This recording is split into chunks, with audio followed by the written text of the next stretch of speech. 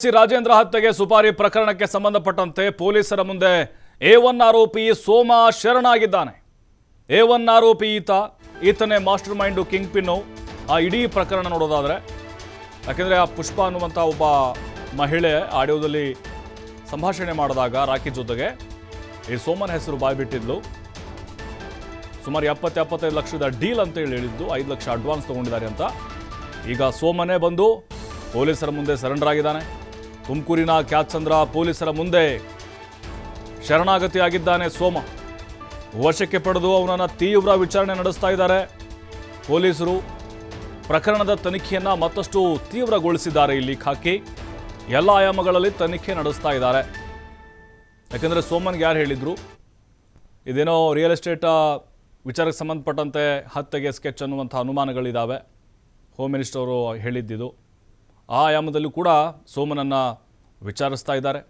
ಜೊತೆಗೆ ಯಾರಾದರೂ ಇದರಿಂದ ರಾಜಕೀಯ ವ್ಯಕ್ತಿಗಳ ಕೈವಾಡ ಇರಬಹುದಾ, ಯಾಕೆ MLC ರಾಜೇಂದ್ರ ಅವರನ್ನು ಟಾರ್ಗೆಟ್ ಮಾಡಿದ್ದಾರೆ, ಜೊತೆಗೆ ಹನಿ ಟ್ರ್ಯಾಪ್ ಪ್ರಕರಣದಲ್ಲೂ ಕೂಡ ಇದೇ ಗ್ಯಾಂಗ್ನ ಕೈವಾಡ ಏನಾದರೂ ಇರಬಹುದಾ, ಇದೆಲ್ಲ ಪ್ರಶ್ನೆಗಳನ್ನು ಸೋಮನ್ಗೆ ಕೇಳ್ತಾ ಇದ್ದಾರೆ. ಮಧ್ಯಭಾಗದಲ್ಲಿ ನೋಡ್ತಾ ಇದ್ದೀವಿ, ಎಲ್ಲೋ ಟಿ ಶರ್ಟ್, ಇವನೇ A1 ಆರೋಪಿ ಸೋಮ, ಜೈಪುರದ ಸೋಮ ಅಂತ ಅವನು ಕರೀತಾರೆ. ಅವನಿಗೆ ರೌಡಿ ಶೀಟರು.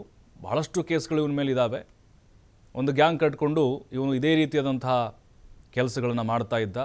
ರಾಬರಿ, ಕಳ್ತನ ಆಗಿರ್ಬೋದು, ಕೊಲೆ ಯತ್ನ, ಈ ರೀತಿ ಮಾಡಿಕೊಂಡು ಬಂದಿದ್ದ. ಈಗ ಈತನ ಹೆಸರು ಅಲ್ಲಿ ಪ್ರಸ್ತಾಪ ಆಗಿತ್ತು ಆಡಿಯೋದಲ್ಲಿ. ಹಾಗಾಗಿನೇ ಸೋಮನ್ನ ತಂದು ಬಾಯಿ ಬಿಡಿಸಿದ್ರೆ ಎಲ್ಲ ವಿಚಾರ ಗೊತ್ತಾಗುತ್ತೆ ಅಂದ್ಕೊಂಡು ಪೊಲೀಸರು ಕೂಡ ಬಲೆ ಬೀಸಿದ್ರು. ಆತ ಆ ಆಡಿಯೋ ಲೀಕ್ ಆದಮೇಲೆ ಎಸ್ಕೇಪ್ ಆಗಿದ್ದ.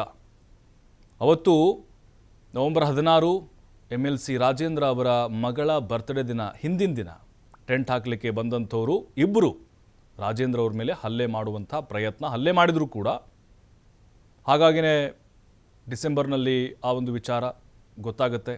ಜನವರಿಯಲ್ಲಿ ಈ ಸೋಮ ಡೀಲ್ ಮುಗಿಸ್ಕೊಂಡಿದ್ದ ಅನ್ನುವಂತಹ ಮಾಹಿತಿ ಕೂಡ ರಾಜೇಂದ್ರ ಅವ್ರಿಗೆ ಹೋಗುತ್ತೆ. ಪೊಲೀಸರು ಈಗ ಎಲ್ಲ ಆಯಾಮಗಳಲ್ಲಿ ತನಿಖೆ ಮಾಡ್ತಾ ಇದ್ದಾರೆ. A1 ಸೋಮ, ಅಮಿತು ಮತ್ತು ಗುಂಡ ಭರತು ಇವರೆಲ್ಲರೂ ಒಂದು ಗ್ಯಾಂಗನ್ನು ಕಟ್ಕೊಂಡು MLC ಹಾಗೆ KN ರಾಜಣ್ಣ ಅವರ ಪುತ್ರ ರಾಜೇಂದ್ರ ಅವ್ರನ್ನ ಕೊಲೆ ಮಾಡಲಿಕ್ಕೆ ಸುಪಾರಿಯನ್ನು ಪಡೆದುಕೊಂಡಿದ್ದಾರೆ ಅನ್ನುವಂತಹ ಗಂಭೀರ ಆರೋಪ ಕೇಳಿ ಬಂದಿತ್ತು. ಜೊತೆಗೆ ಆ ಆಡಿಯೋದಲ್ಲಿ ಬಹಳ ಸ್ಪಷ್ಟವಾಗಿ ಆ ಪುಷ್ಪ ವಿವರಿಸಿದ್ಲು.